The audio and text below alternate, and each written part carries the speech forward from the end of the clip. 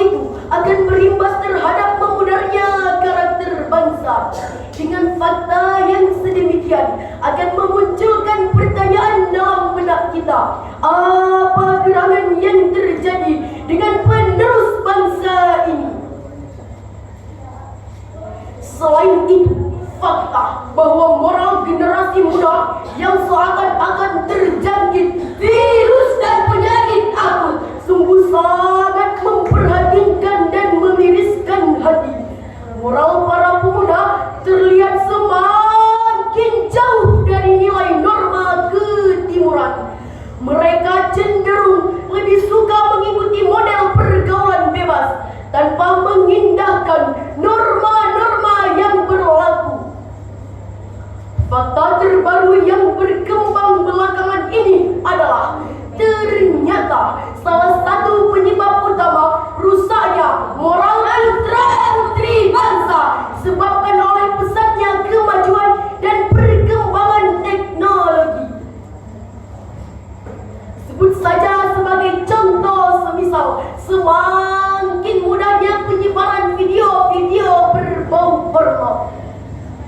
Mudahnya akses teknologi saat ini diharapkan berdampak positif bagi kemajuan.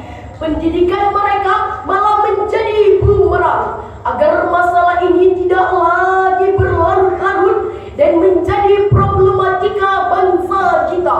Harus ada penanganan yang serius dalam moral dan etika yang tengah melanda bangsa ini. Harus ada pihak-pihak yang bertanggung jawab dan memperhatikan permasalahan ini. Oleh karena itu, pada kesempatan yang penuh uhwah ini, izinkanlah kami menyampaikan syarah Al-Quran dengan judul Keluarga dan Pembentukan Karakter Anak Bangsa. Sebagai rujukan, marilah kita dengarkan lantunan ayat suci Al-Quran surah At-Tahrim ayat 6 sebagai berikut. A'udzu billahi minasyaitonir rajim.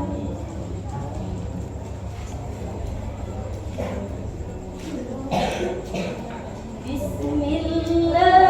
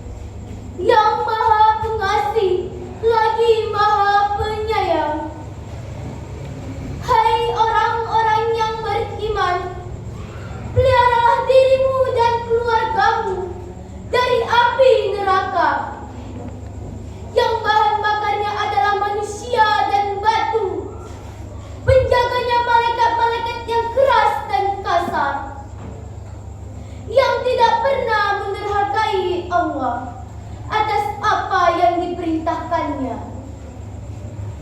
Ayat ke-6 surah At-Tahrim ini menggambarkan bahwa dakwah dan pendidikan harus bermula dari rumah. Ayat ini walaupun redaksional tertuju kepada kaum pria ataupun ayah, tetapi itu tidak hanya bertujuan kepada mereka. Ayat ini bertujuan kepada perempuan dan lelaki atau ibu dan ayah.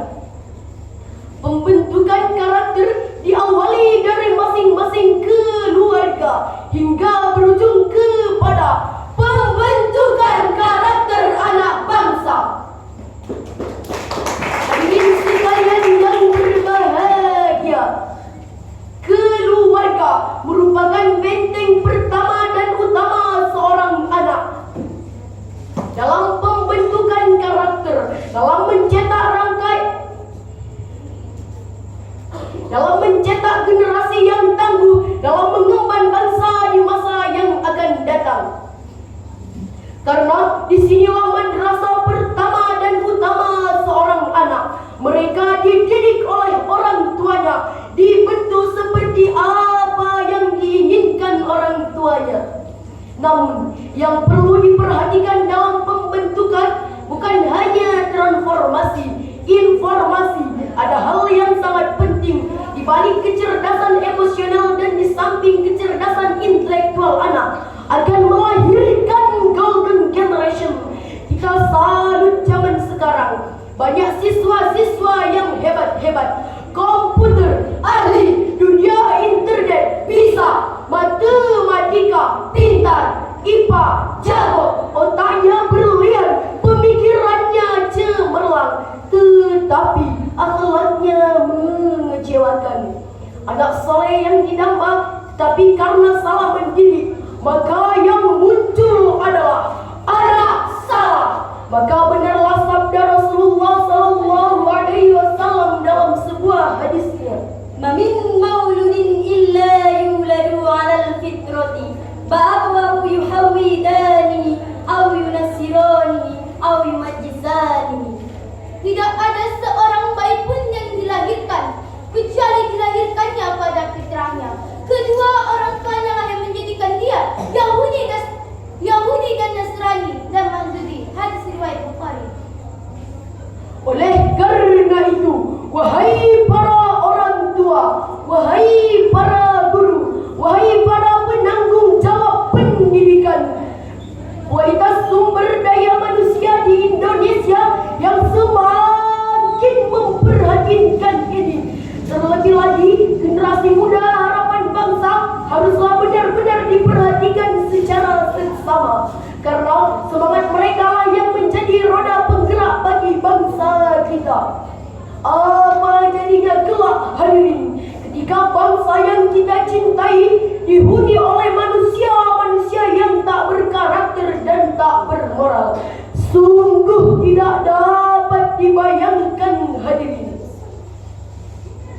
Hadirin sekalian yang berbahagia, bagi seorang anak, keluarga merupakan tempat pertama dan utama dalam perkembangan dan